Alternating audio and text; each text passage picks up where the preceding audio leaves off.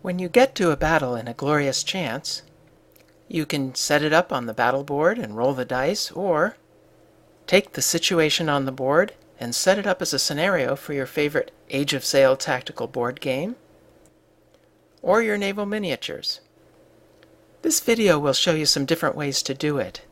I'll show you quick and easy ways to jump right into a battle, a grand tactical option that adds realism and feels more like a simulation, and a solitaire gizmo if you want an AI to maneuver the enemy ships instead of having to make decisions for both sides. Let's get started. Those of you who watched my last video, called Decision Points, might have seen this encounter, which happened 3 minutes and 57 seconds into the video. It happened on turn 2 in the Kingston Lake Zone, and it was the second encounter in the turn. As the British player, I had 2 schooners on patrol to watch the British home port. Sure enough, my ship spotted 3 British warships. My schooners had the weather gauge, so, being outnumbered, I passed to try to end the patrol segment as quickly as possible and to buy time for reinforcements to arrive.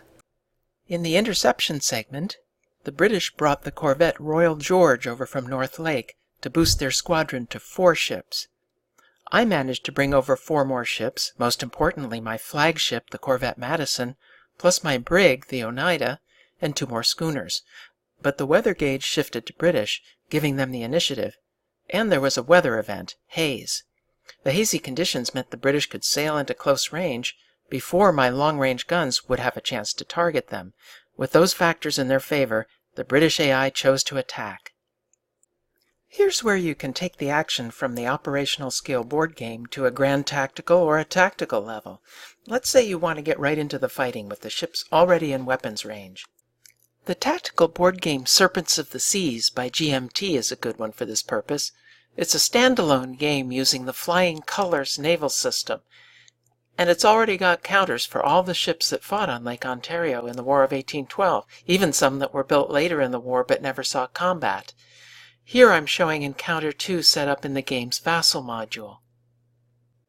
Personally, I like to see those sailing ships on the tabletop, so I created a line of 3D printed miniature kits for all the ships in A Glorious Chance. You can find them and order them online on my Shapeways store, Swashbuckle Naval Miniatures. My ships are 1 to 1000 scale like the ships in Sails of Glory, but if you prefer, say, 1 to 1200 scale minis, you can find War of 1812 Great Lakes ships at manufacturers like Thoroughbred Miniatures or Langton's. When you play with minis, you need to decide what rule set to use. I highly recommend the new Post-Captain rules from Old Dominion Gameworks. I like it because it's designed specifically for single ship or small squadron actions you'll find in A Glorious Chance. It also covers unrated and smaller ships, which many other rule sets don't do. And Post-Captain has miniatures rules for a lot of other things that happen in A Glorious Chance, like cutting out raids and amphibious assaults. The clincher for me is Post-Captain's charts and rules for creating and setting up your own scenarios. Here's how I set up Encounter 2 in the Kingston Lake Zone using the Post-Captain rules.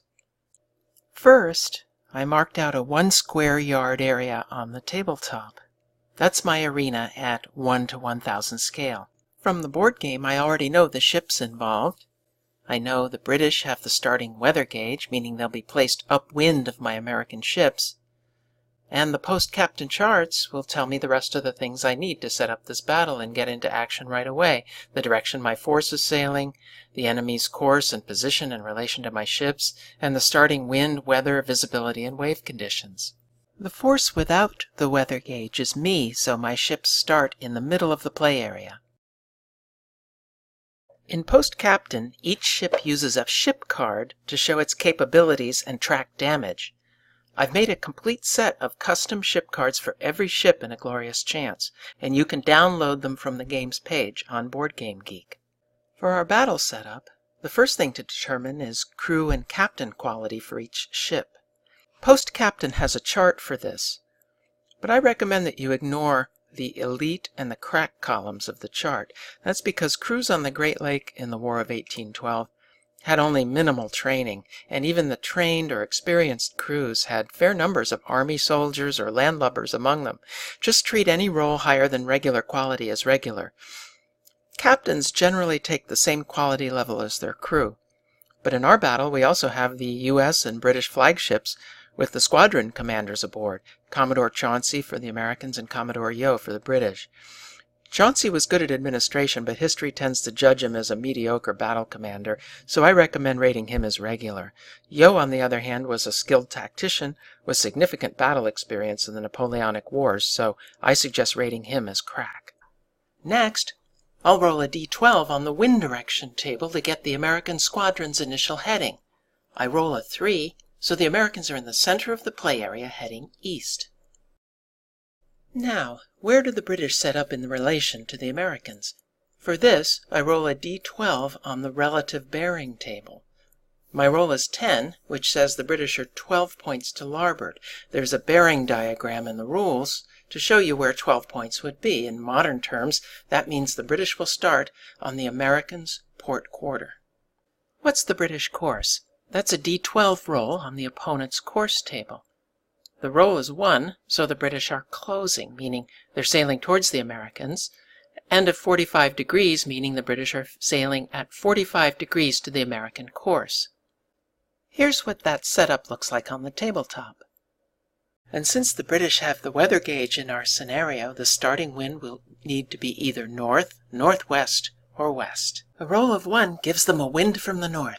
I'm going to ignore the haze weather condition from the board game and use the post-captain charts to show you how it can be determined randomly. For Lake Ontario's notoriously fickle weather, we'll use the weather table and its top row for Canada. Sure enough, it's near gale conditions. The 11 roll means 30-knot winds and a better than even chance of a squall to boot. And yes, there is indeed a squall with a driving rain that puts our visibility for the scenario down to only 5,000 yards.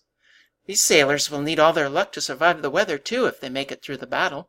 Okay, that's one way to stage a scenario from a campaign situation in A Glorious Chance.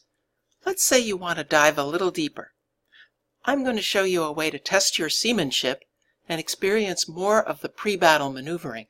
This grand tactical level is totally optional, but if you're a real Age of Sail fan, you might enjoy it. A Glorious Chance uses area movement, and it shows Lake Ontario divided into 6 zones. Let's say you get a battle in the Kingston zone. That's just a general vicinity, but in real life it would have mattered a great deal exactly where these ships encountered each other. Here's what that same Kingston zone looks like in detail. This is nothing like fighting on the open sea. In this corner of the lake, you've got islands, peninsulas affecting your line of sight, and shoals and shallows that restrict navigation.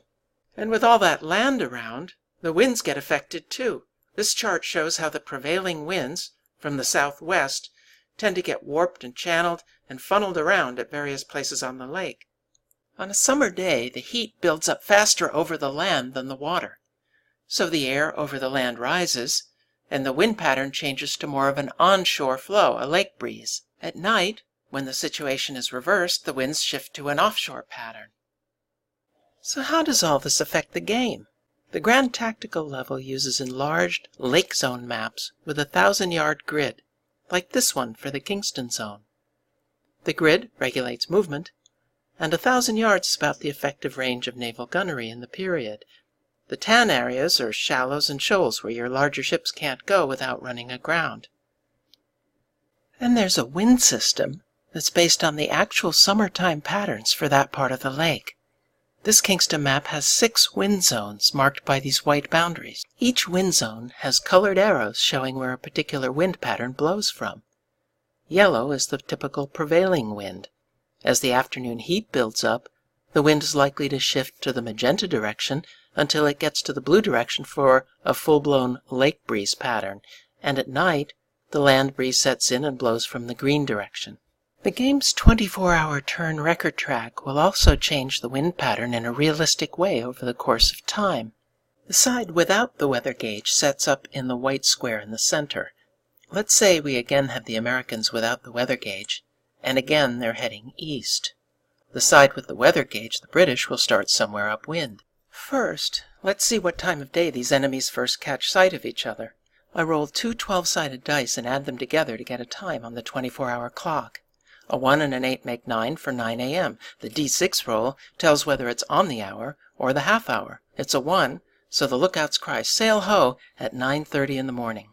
We marked the 9:30 space of the turn record track for the start of our grand tactical game. The colored box at the bottom tells you the starting wind pattern for any given starting time. Here it's yellow for a prevailing wind pattern, but notice that if we'd started the action just an hour earlier in the morning, the nighttime land breezes would still have been blowing. The arrows in all 6 wind zones get set to their yellow starting direction. Notice how this wind blows from the southwest down here, but up here it's blowing out of the west. You could say that wind is the terrain that a sailing navy fights upon, just as important as high ground would be to an army on land. I've used the same setup procedure I showed you earlier to generate these starting positions for my encounter. The British have sighted the Americans at the maximum visibility range of 20,000 yards. The object of the grand tactical game is to maneuver your ships to enter the enemy's square from a position of advantage. Once the opposing ships occupy the same square, it's a tactical situation, and you transfer the action to your tabletop. Here's how this particular encounter played out. When the British spotted me at 0930 hours, I decided my best course of action was to heave to and await the enemy. So the British followed this course, and then, at 1330 hours, they entered my square to attack. When things go tactical, I can take this setup to the tabletop and use the post-captain rules. The turn scale in post-captain is 3 minutes, so that would mean every 10 tactical turns, I'd advance my grand tactical turn record track, check for wind and weather changes, and update the grand tactical plot. And finally, in case you're wondering how the British chose this particular sequence of maneuvers, here's the little artificial brain that did it. I made a wheel chart, also known as a whiz wheel or a volvel, that takes into account the British heading, the relative bearing of the enemy, and the wind direction. To illustrate that, here's the situation at 1130 hours. I set the 3 wheels, and I read the numbers from the inside out to get a 3-digit number, in this case 186. Then I find the 186 roll on the accompanying table and roll a 1d6 to get any of 6 possible British maneuvers for this situation. As you can see, there's a level of play to suit just about every taste with A Glorious Chance. You can play it as a standalone solitaire board game and resolve battles with as little as 1 die roll, or you can dive deeper anytime you want. A Glorious Chance is a game that lets all the different subgroups of wargamers come together, so no matter what scale your miniature ships might be, no matter if you only like board games with counters, there's something for everyone.